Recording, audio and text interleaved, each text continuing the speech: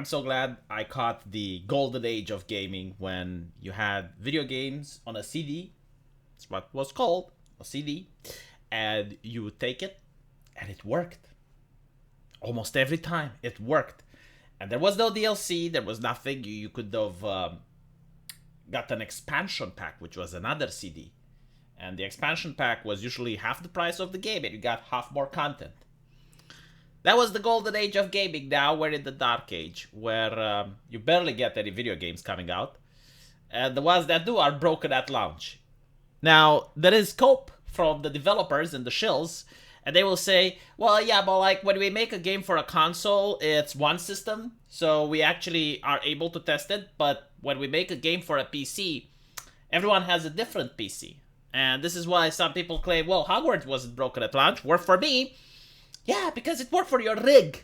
Other people have different rigs, and it may not work for them. The reason that this is happening is that they don't beta test anymore. Back in the day, they used to hire people, and they didn't pay them a lot, by the way, but they would hire them nevertheless in order to play test their game. I don't think there is a single AAA studio that does that anymore. What they do is they either make early access, or they would sometimes do what Blizzard did with Diablo, and they will have like, oh, this is a beta or whatever, but it's not a beta. Because they're not testing for stuff. It's almost like a free promotion. It's like a demo.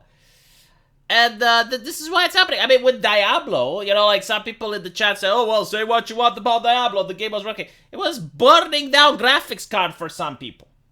And, you know, they're shifting the blame, saying, oh, well, it's the graphics card developer problem. It's not Blizzard's problem.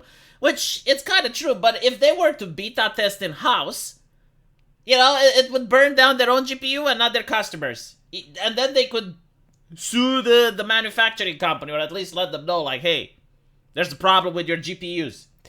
But this is the absolute state. You know, at least these games are progressives, right? Like, at least they have diversity. At least they have, like, LGBT representation. Doesn't matter if they don't work.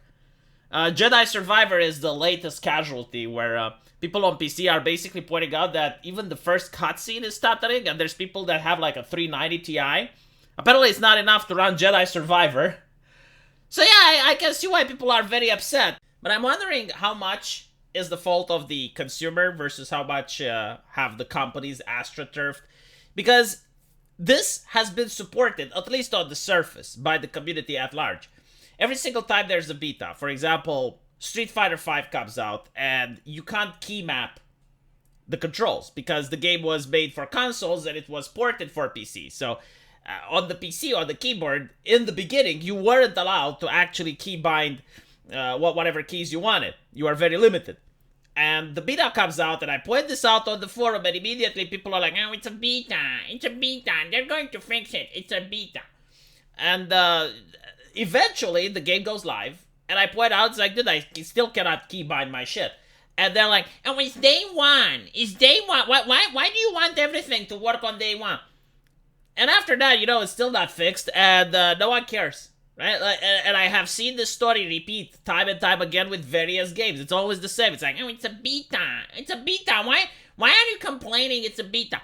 And then it's like, oh, it's day one. It's just day one. Yeah.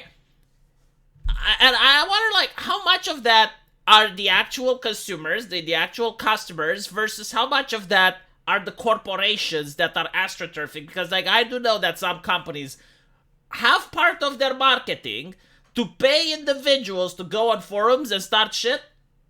So, it's not surprising. You know, like the biggest example is EA Games doing it, and Microsoft as well. Like, Microsoft, when they had problems with Xbox One, it was very unpopular at the time.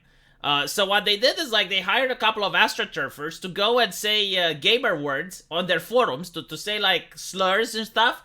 And then they went like, oh, because we can't have a civilized conversation about this, we're going to ban any criticism that has to do with Xbox One. Such a shame, we just can't have a conversation.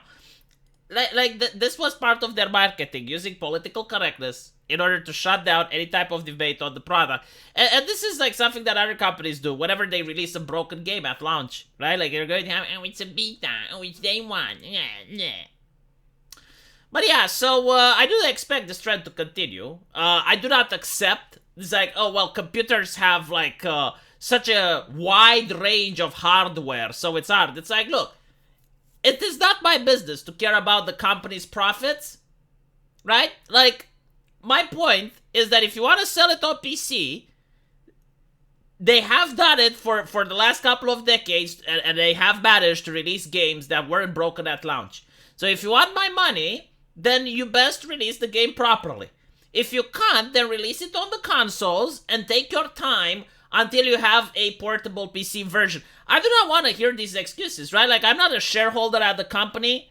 I really do not care or even want to care about their issues. All I want is if I pay money for a game, I want it to work. Let me know what you guys think, and as usual, I will see you in the comment section. Take care.